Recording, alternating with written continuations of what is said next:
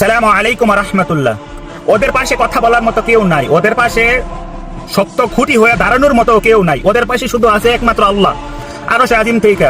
তো আল্লাহ ওদের জন্য কি পরীক্ষা রাখছেন এবং পরীক্ষা পুরা মুসলিম উম্মাকে দেখাইতাছে, সেটা তো আমরা সবাই দেখতাছি এবং উপর থেকে আল্লাহ পরিকল্পনা করতেছেন। তো এই কষ্ট না, কষ্ট হয়তো একটা সময় পরে ঠিকই হয়ে যাবে, কিন্তু আমরা ফেসে যাব। আজকে ইরান দেখেন ইসরায়েলের উপরে বোমার আক্রমণ করে ইরান বিজয় উল্লাস করতেছে। ইরানের এত ক্ষমতা থাকার পরে আমেরিকা পর্যন্ত কিছু করতে পারে নাই, অথচ ওরা দেখেন প্রতি মুহূর্তে গাজার মানুষেরা প্রতিনিয়ত স্ট্রাগল করতেছে এক মুঠো খাবারের জন্য, বাইচে থাকার জন্য। প্রতিনিয়ত ওরা 200 থেকে 300 মানুষ মারতেছে, ইসরায়েলিরা নির্মম ভাবে হত্যা করতেছে, হয় হেলিকপ্টার থেকে গুলি করে কিংবা বোমার আঘাতে কিংবা সিধা স্নাইপার দিয়ে কিংবা রাইফেল দিয়ে গুলি করে মানুষ মারতেছে। মানে ওদের পক্ষে দাঁড়ানোর মতো কেউ নাই, কথা বলার মতো কেউ নাই যে অনেক হয়েছে, এইবার থাম, আর না।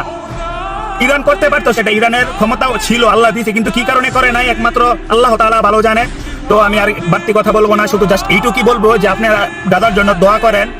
ওদের অবস্থা আগের থেকে আরো ভয়াবহ, ইসরায়েলিরা প্রতিনিয়ত ওদের মারতাছে। গাজা যে উত্তর গাজা আছে, ওয়েস্ট ব্যাংক আছে, আপনি north Gaza, south Gaza, everything সব জায়গাতেই ওরা মানে নির্মম ভাবে হত্যাযজ্ঞ চালাইতেছে।